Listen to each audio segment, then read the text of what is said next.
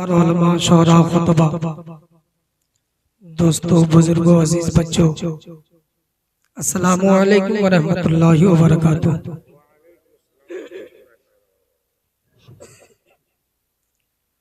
अल्हम्दुलिल्लाह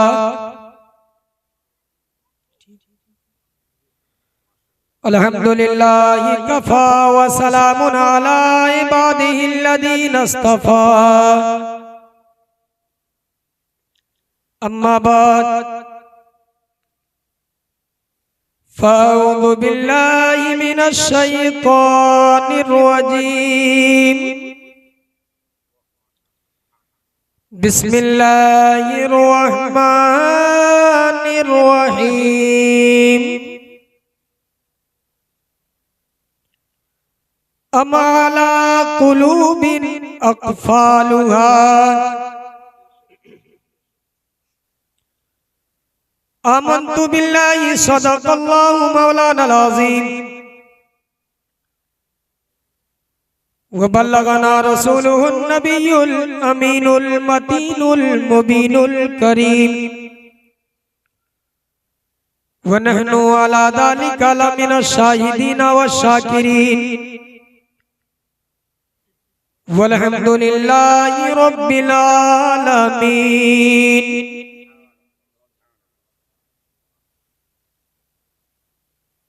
दुरूद पाक पढ़े। अल्लाहुम्मा सल्ली अला सय्यदना शफीअना हबीबना मौलाना मुहम्मदिन बारिक वसल्लिम सल्लु अलैहि सलातो व सलामुन अलैका या रसूल अल्लाह सल्लल्लाहु तआला अलैहि वसल्लम।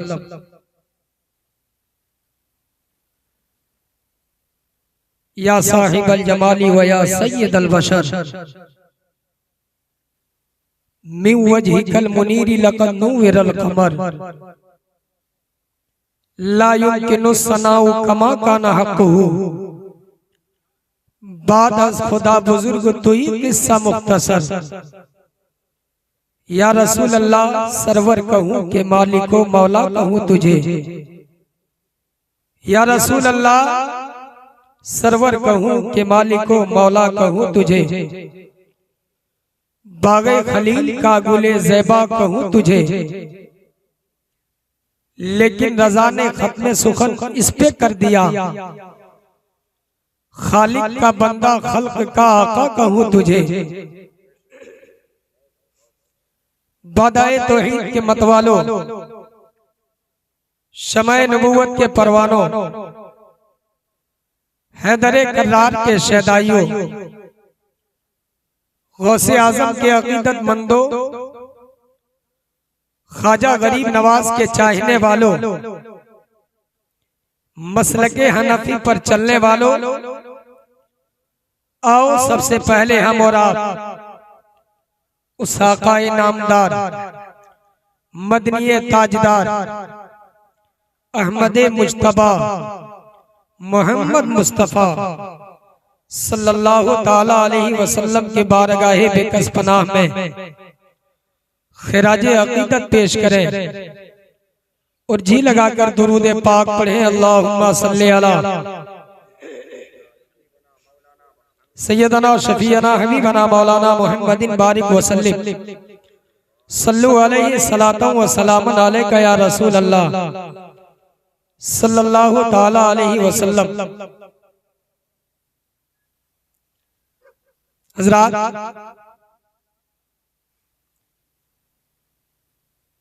जितने लोग सुन्नते मुस्तफा कॉन्फ्रेंस को देखने के लिए आए थे वो देखकर चले गए, और जितने लोग सुनने के लिए आए हैं वो अभी तक बैठे हुए हैं। हर आने वाले को अपना हक अदा करना चाहिए, चाहे वो कोई भी हो। अगर साहिब खाना जनाब इब्राहिम साहिब मोहब्बतों से आपको बुलाए हैं तो इसलिए नहीं कि महफिल पाक यहां सजी हुई है आप आग के पास बैठिए। अगर मोहब्बत से आपको बुलाए हैं, मैं भी मोहब्बत से आपको बुलाता हूं। अगर आप वाकई तमाम लोगों से मोहब्बत करने वाले हैं तो बस थोड़ी देर आप महफिल रसूल में शिरकत फरमा लें। अगर आप सुन रहे हैं तो आग के पास उठिए और सुन्नते मुस्तफा कॉन्फ्रेंस में बैठ जाइए। आप यहां आ जाइए, थोड़ी देर तक आपका कोई ज्यादा वक्त नहीं लिया जाएगा, क्योंकि अभी मिंबर शरीफ पर आप देख रहे हैं यके बाद दिगरे नकीबे आज़म हिंदुस्तान की बहुत अच्छी नजामत हो रही है। और साथ ही साथ मेरे बड़े भाई हजरत हाफिज वकारी जनाब सद्दाम हुसैन रज़वी साहिब क़िबला तमामों को दुआओं से नवाज रहे हैं और इमाम साहब पुश्त पनाही फरमा रहे हैं। और साथ ही साथ हमारे मदाहे रसूल हजरत इकबाल अशरफ साहिब क़िबला, इन्होंने बहुत अच्छा कलाम पढ़ा। जनाब शोएब रजा साहिब क़िबला, हशमत रजा साहिब क़िबला, कारी ज़मीरुद्दीन ज़मज़म साहिब क़िबला, मौलाना मोहसिन साहिब क़िबला अभी वो तशरीफ लाएंगे। हज़रात, अल्लाह ताला का लाख लाख शुक्र है कि उसने हमें और आपको आज की इस अज़ीमुल शान कसीरुल बरकात अजीमुल मकासिद जश्न ईद मिलादुन नबी सल्लल्लाहु अलैहि वसल्लम में हाजिरी का शरफ अता किया। अपने और अपने महबूब पाक सल्लल्लाहु ताला अलैहि वसल्लम की याद, तालीमात और इरशादात के हवाले से बाहम मिल बैठने की तौफीक अता फरमाई। आज की इस अज़ीमुल शान सुन्नते मुस्तफा कॉन्फ्रेंस में मैं आप तमामी हजरात की खिदमत में बिलोमो हजरत हाफिज वकारी जनाब सद्दाम हुसैन रज़वी साहिब क़िबला और जनाब इब्राहिम साहिब क़िबला दिगर खाना के खिदमत में दिल की अता गहराइयों से हदियाए तबरीक व तहसीन पेश करता हूँ और दुआ करता हूँ रब्बे कदीर की बारगाह में मौला साहिब खाना ने जिस मकसद के तहत इस महफिल पाक को सजाया, नेक जायज मकासिदों को कबूल अता फरमा, हम सबों की हाजिरी को कबूल फरमा। आज की इस नशिस्त को हमारी एतकादी, फिक्री, अमली एतबार से नतीजा खेज और बामकसद बनाए। हजरात,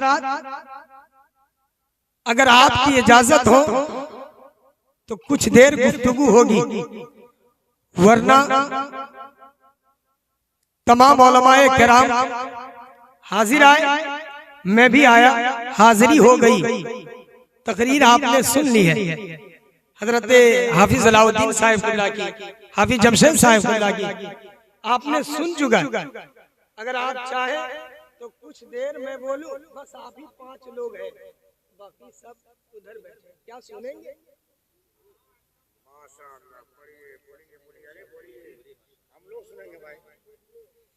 ये मैं नहीं, ये मेरा ईमान बोलता है।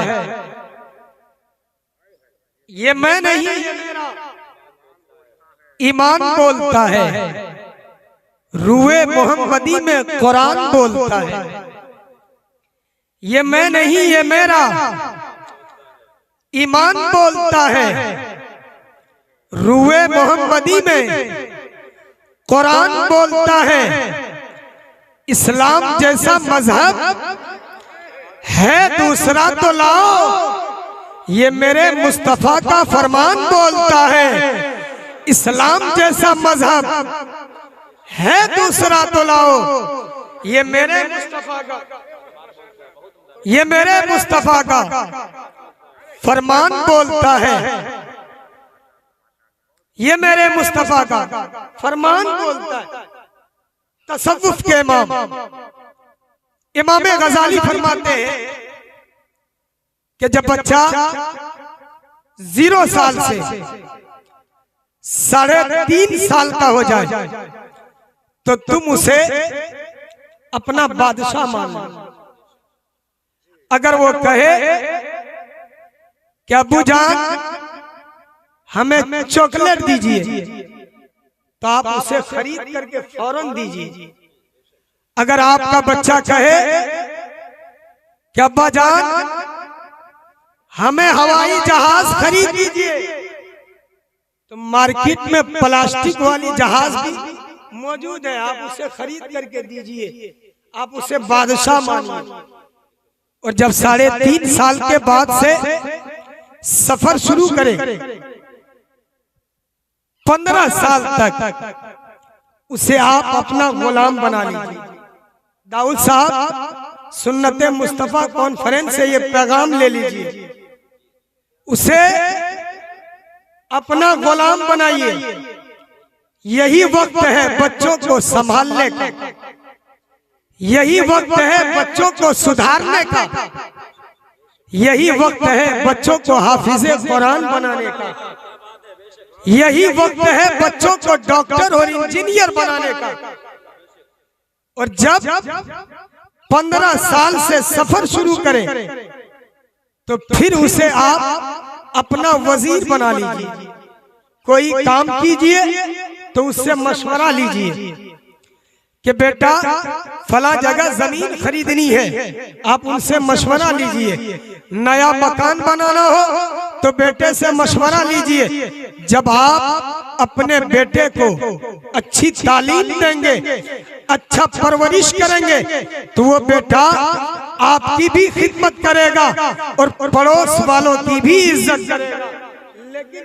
लेकिन इमामुल अंबिया फरमाते हैं खैरुकुम मन तअल्लमल कुरान व अल्लमहु। अगर आप ये जानना चाहते हैं कि हमारे गांव में, हमारे शहर में, हमारे कस्बे में सबसे बेहतर कौन है,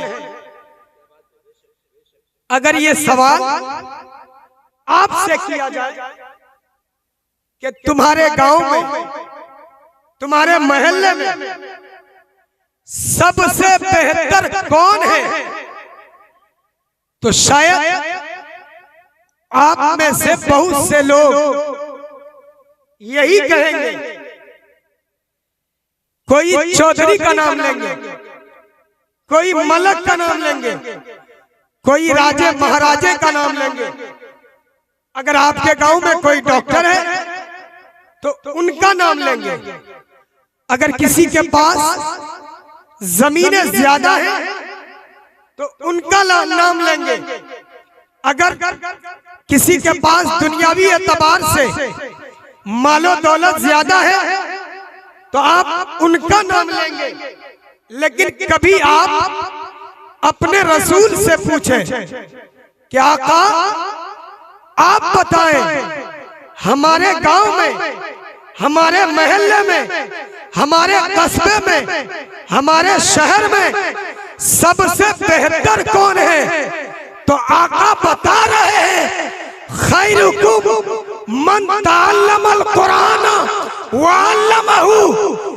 आका फरमा रहे हैं तुम में बेहतर वो है जो मेरा कुरान पढ़ते भी हैं और पढ़ाते भी हैं, जो मेरा कुरान पढ़ते भी हैं और पढ़ाते भी हैं। अब हुजूर के इरशाद के बाद कोई शक रह जाता है? कोई शक नहीं।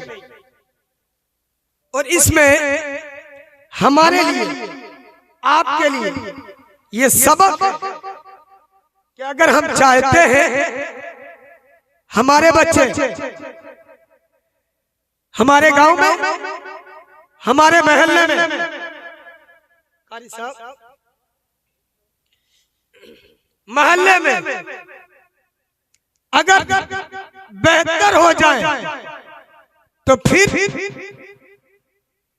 हम अपने बच्चों का रुख मदरसे के जानिब करें।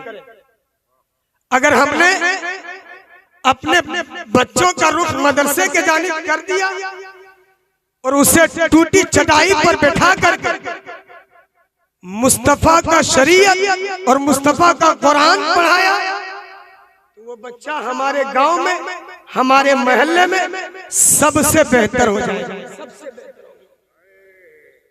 लेकिन आज हमारा अलमिया ये है कि हमारा रुख हो गया है दुनिया की तरफ और दुनियावी तालीम की तरफ, दुनियावी तालीम की तरफ।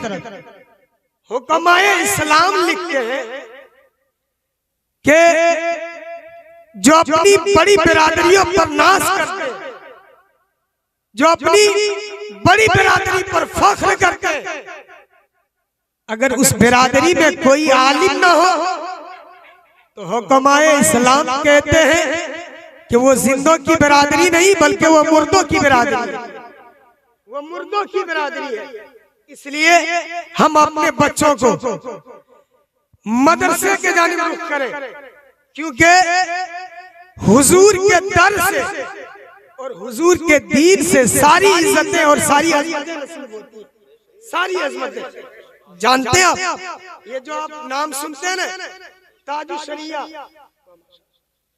हुजूर अख्तर रजा खां अज़हरी मियां, ये जो नाम सुनते हैं आप, हुजूर आला हजरत, ये जो नाम सुनते हैं ना, मखदूम साबिर कलियरी, ये जो नाम सुनते हैं मखदूम जहांगीर समनानी सामानी, ये जो नाम सुनते हैं आप अताए रसूल शहनशाह हिंदुस्तान, हम गरीबों के गरीब नवाज ख्वाजा मोइनुद्दीन चिश्ती, ये जो नाम सुनते हैं ना महबूबे सुबहानी, कुतबे रब्बानी, शहबाज़े लामकानी, सैयदना शेख अब्दुल कादिर जीलानी, ये किसी यूनिवर्सिटी ने पैदा नहीं किए बल्कि इन्हें कमली वाले के दीन के मदरसों ने पैदा किए, कमली वाले के दीन के मदरसों ने पैदा किए।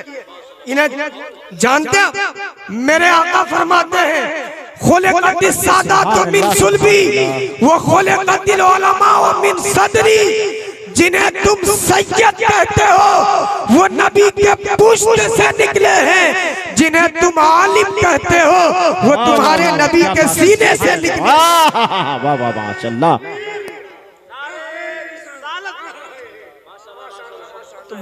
तुम्हारे नबी के सीने से निकले, सीने से निकले हैं। मैंने जो खुतबे में आयत करीमा तिलावत की ना, पेश हल्का कम अल्लाह रब्बुल इज्जत तीन चीजों को बयान किया, तीन चीजों को बयान किया। ये जो खुतबे में आयत करीमा मैंने तिलावत, तीन चीजों को बयान किया। बीमारी क्या, बीमारी बयान, बीमारी क्या है? फरमाया अमाला कुलूबिन अक़फ़ालुहा, दिलों को ताले लग गए। ताले क्यों लगे? बीमारी क्यों लगी ताले लगने की? अल्लाह रब्बुल इज्जत फरमाता है अफला यतदब्बरून कुरान,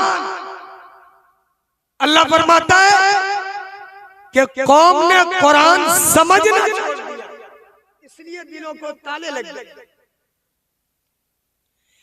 अब ताले लगने से मुराद ये नहीं है कि आप एक्सरे करवाएं तो ताला लगा हुआ नजर आएगा, बल्कि ताले लगने से मुराद ये है कि दिल मेले हो जाते हैं, दिल गंदे हो जाते हैं, दिलों को जंग लग जाता है।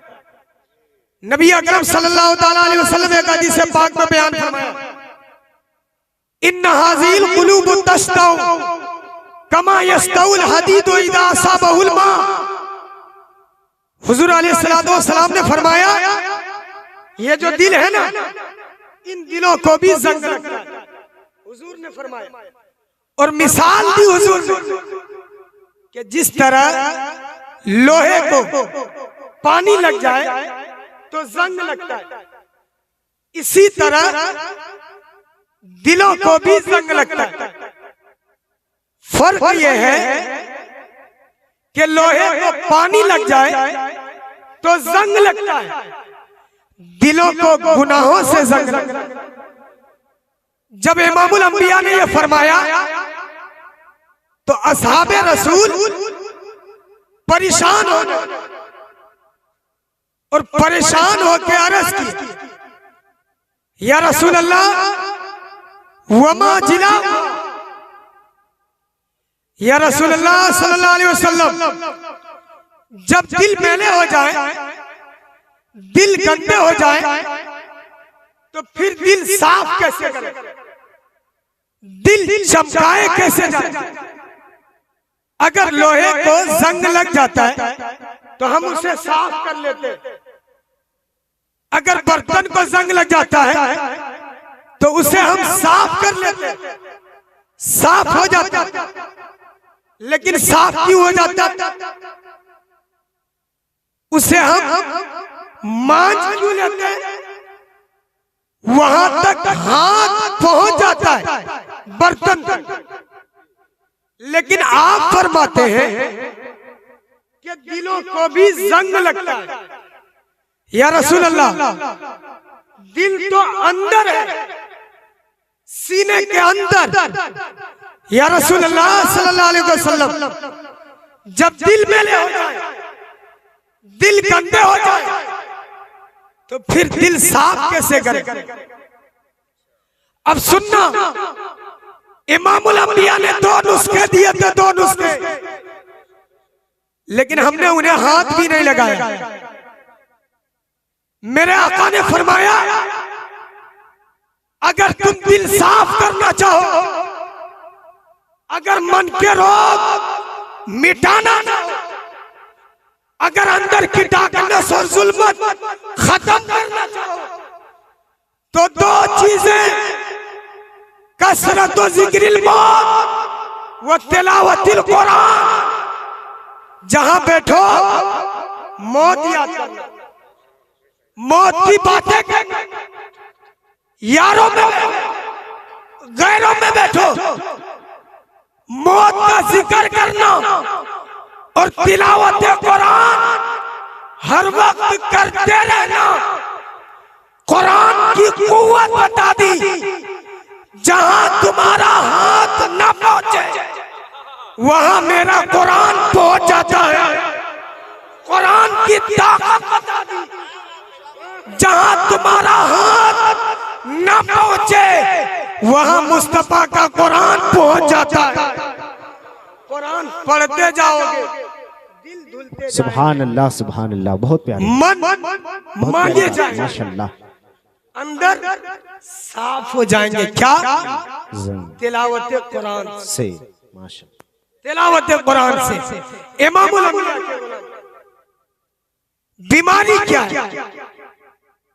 दिलों को ताले लग गए, लगे क्यों? कौम ने कुरान समझना छोड़ दिया, तदब्बुर फिल कुरान छोड़ दिया। ये जो कुरान पाक का समझना है ना, ये कुरान पाक का तीसरा है, ये कुरान पाक का तीसरा है। यहाँ पढ़े लिखे लोग भी बैठे जिनके पास दुनियावी डिग्रियां हैं, उनसे आप पूछें कि एक मुसलमान के जिम्मे कुरान के हुकूक कितने हैं तो नहीं बता सकेंगे। हमारी मेजोरिटी और अक्सरियत ये भी ना जान सके कि एक मुसलमान के जिम्मे कुरान के हुकूक कितने। तो क्या वो हुकूक पूरे कब्र में जाके करेंगे? यहां तो इल्म ही नहीं आता कि कुरान के हुकूक कितने। अब देख लिया हमने महफिलों में क्या सीखा, तलब हो तो बंदों को इल्म आता है, तलब ही नहीं। हुजूर अलैहिस्सलातु वस्सलाम ने फरमाया इन दिलों को भी जंग लगता है, दिल मैले हो जाता है। जब दिलों को जंग लगता है तो फिर उसकी अलामतें जाहिर होती है मुआशरे में। देखो ना, अगर किसी को जॉन्डिस हो जाए उसकी अलामत क्या है? उसकी आंखें पीली हो जाती है। अब जो भी देखता है तो कहता है ऐसा लगता है तुझे जॉन्डिस हो गया। अगर किसी से हाथ मिलाऊं उसका मामूली सी टेम्परेचर ज्यादा हो तो कहता है कि तुझे बुखार है।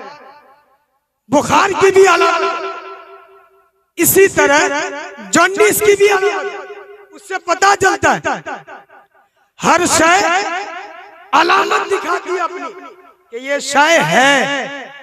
अल्लाह रब्बुल इज्जत फरमा रहा है कि कौम ने कुरान समझना छोड़ दिया, इसलिए दिलों को ताले लग गए।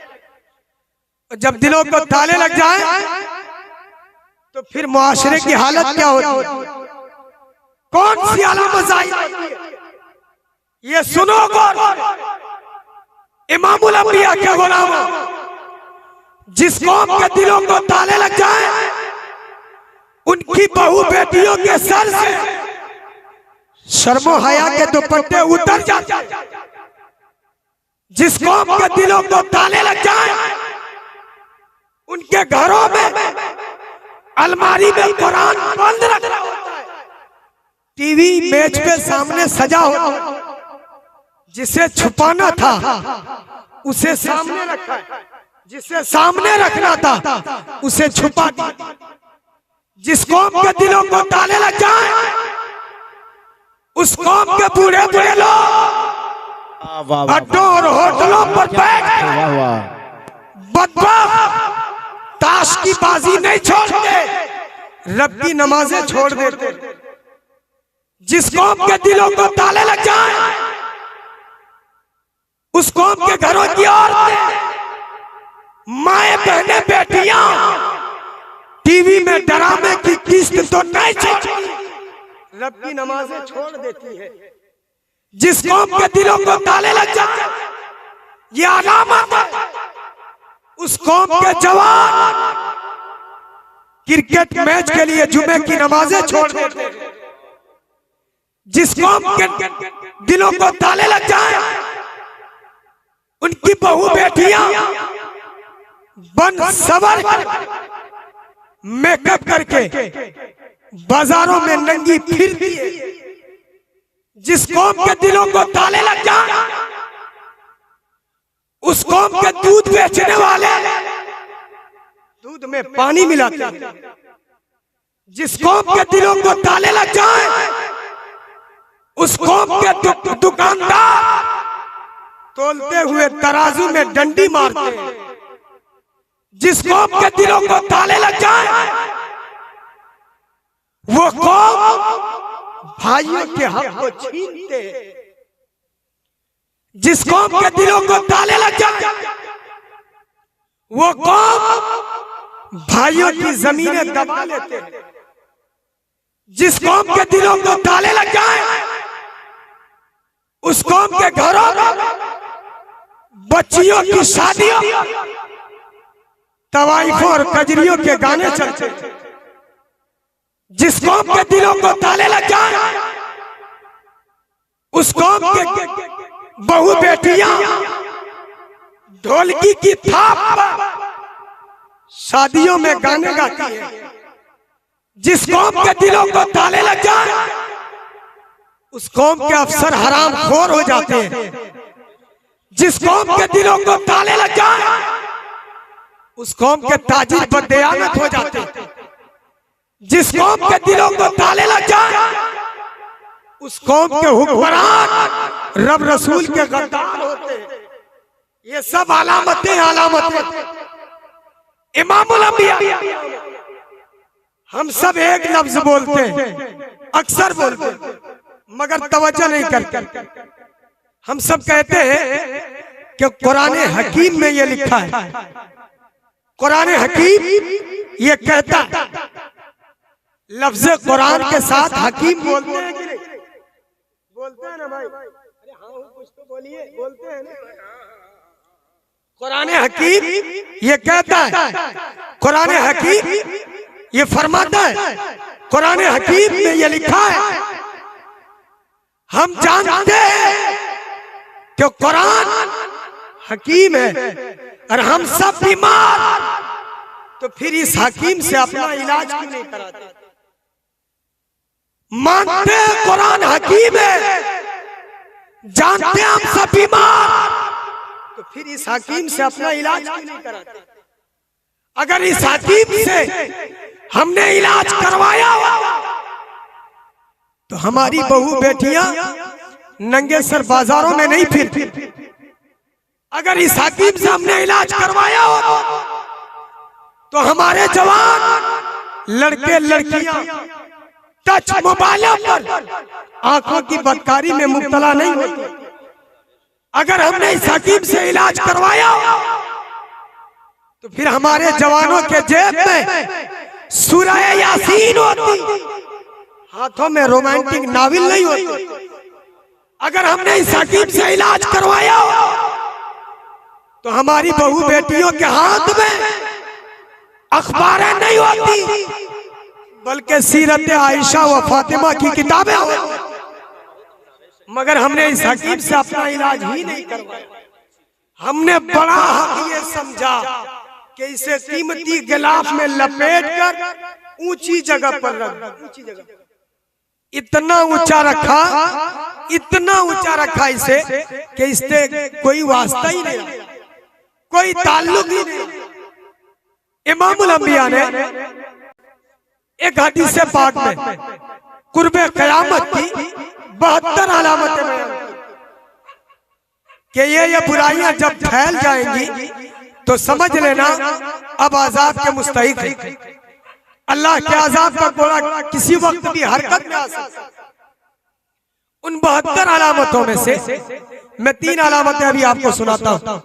उनमें से एक ये इमामुल अंबिया फरमाते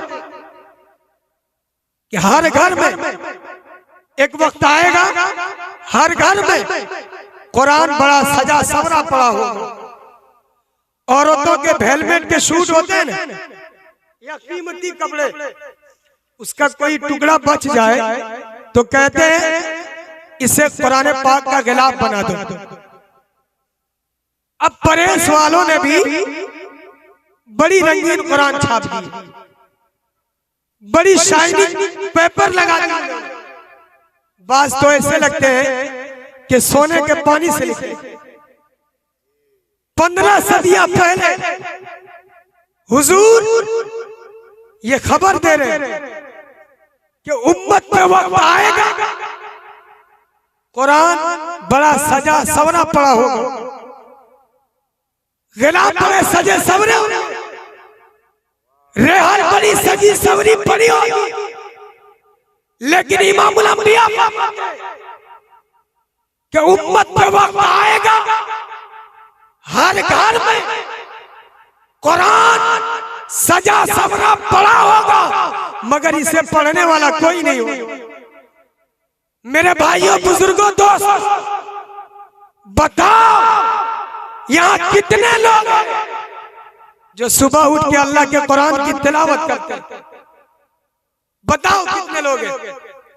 यहाँ तो बूढ़े बूढ़े लोग जिन्हें 4 लफ्ज पढ़ने आते हैं, सुबह आंख खुलते ही बदबख्त नाई की दुकान भागते, कहीं मिले ना मिले वहां अखबार मिल जाएगी जरूर, अखबार पढ़ रहा है। सुबह आंख खुलते ही